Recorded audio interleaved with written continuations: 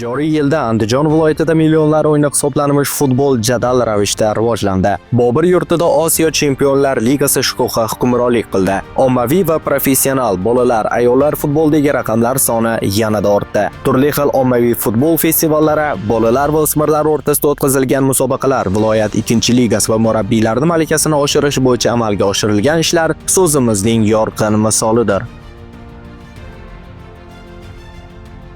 So'nggi 3 yil mobaynida viloyatda futbolni rivojlantirish bo'yicha keng ko'lamdagi samarali ishlar tashkil etildi. Maktabgacha ta'lim muassasalari va umumiy o'rta ta'lim maktablarida futbol ommaviyligini oshirish bo'yicha bir qator festivallar va seleksiya ishlari olib borildi. Raqamlarga nazar tashlasak, 2023-yil jami 54 ta musobaqa tashkil etildi va 11498 nafar ishtirokchi qamrab olindi. Ishtirokchilar orasidan 56 nafar futbolga iqtidori bo'lgan bolalar saralab olindi va futbol to'garaklari mashg'ulotlariga jalb etildi. 2024-yilga kelib esa raqamlar soni yanada ortdi. 72 ta musobaqa tashkil etilib, 14151 nafar ishtirokchi qamrab olindi. Seleksiya ishlari natijasida jami 79 nafar iqtidorli bolalar saralab olindi. Joriy yilga kelib esa raqamlar soni yanada oshdi. 98 ta musobaqa, 17062 nafar ishtirokchi va 112 nafar bolalar seleksiya natijasida saralab olindi. Kelgusi yilda ham viloyatda bolalar futbolini yangi bosqichga olib chiqish bo'yicha kerakli rejalar va muhim tashabbuslarni ilgari surish bo'yicha bir qator ishlar olib borilmoqda. Bugungi kunga kelib zamonaviy futbolda murabbiylik sohasi kun sayin rivojlanib bormoqda. O'zbekiston futbol assotsiatsiyasi va Andijon viloyati futbol assotsiatsiyasi bilan hamkorlikda viloyatda murabbiylik sohasini rivojlantirish hamda Osiyo futbol konfederatsiyasi tomonidan beriladigan murabbiylik litsenziyalariga o'qish bo'yicha so'nggi 3 yil mobaynida o'quv kurslari tashkil etib kelindi. D litsenziyasi uchun 2023-yilda jami 36 nafar, 2024-yilda 29 nafar, 2025-yilga kelib esa 113 nafar mutaxassis o'qitildi.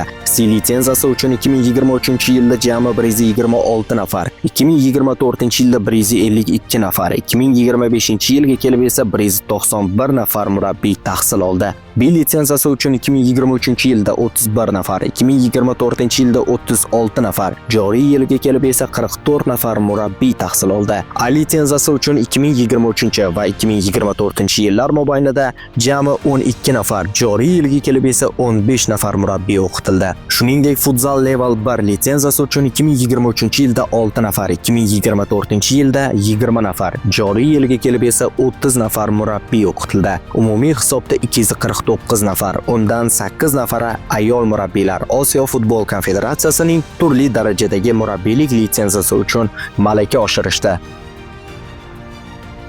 Shuningdek, viloyatning malakali hakamlari so'nggi 3 yil mobaynida Superliga, Pro Liga, U21 va U19 chempionatlari, 1-liga va ayollar oliy ligasida samarali faoliyat olib borishdi. 2023-yilga kelib Superligada 5 nafar, Pro Ligada 1 nafar, U21 va U19 chempionatlarida 5 nafar, ayollar oliy ligasida 2 nafar, xalqaro turnirlarda 2 nafar tajribali hakamlar faoliyat olib borishdi. 2024-yilga kelib Superligada 6 nafar, Pro Ligada 5 nafar, U21 va U19 chempionatlarida 6 nafar, ayollar oliy ligasi hamda xalqaro turnirlarda 2 nafardan tajribali hakamlar faoliyat olib borishdi. 2025-yilga kelib Superligada 6 nafar, Pro Ligada 5 nafar, U21 va U19 chempionatlarida 7 nafar, ayollar oliy ligasi hamda xalqaro turnirda 2 nafardan iborat tajribali hakamlar faoliyat olib borishdi. Shu bilan bir qatorda O'zbekiston futbol hakamlar markazi tomonidan Superliganing 30-turdan o'rin olgan Qizilqum va Sho'rtan jamoalari o'rtasidagi bellashuvda andijonlik ayol hakam Nasiba Bono Toshmuhammedova uchrashuv bosh hakami sifatida faoliyat olib bordi va bu o'zbek futboli tarixida ilk marotaba chempionat o'yinini boshqargan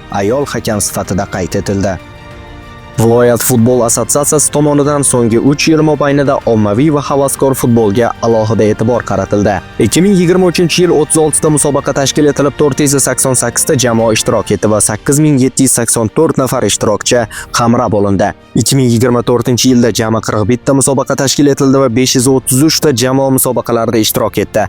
9594 nafar ishtirokchi qamrab olindi. Joriy yilga kelib esa raqamlar soni o'zgardi. 44 ta musobaqa tashkil etildi. umumiy hisobda 608 ta jamoa musobaqalarida qatnashib, 10.254 nafar ishtirokchi qamrab olindi. Shuningdek, turli xil ommaviy tadbirlar soni ham yildan yilga ortib bordi. 2023-yil 10 ta, 2024-yil 12 ta, joriy yilga kelib esa 14 ta ommaviy futbol tadbirlari tashkil etildi.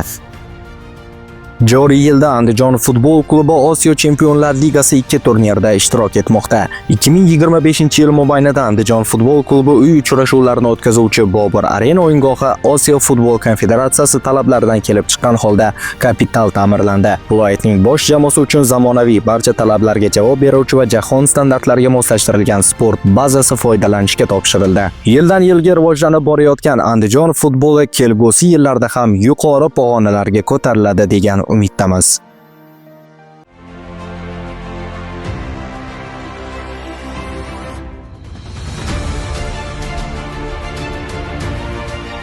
Birinchi navbatda barchangizni O'zbekiston milliy terma jamoasi Jahon chempionati yo'llanmasida takliflari bilan tabriklaymiz.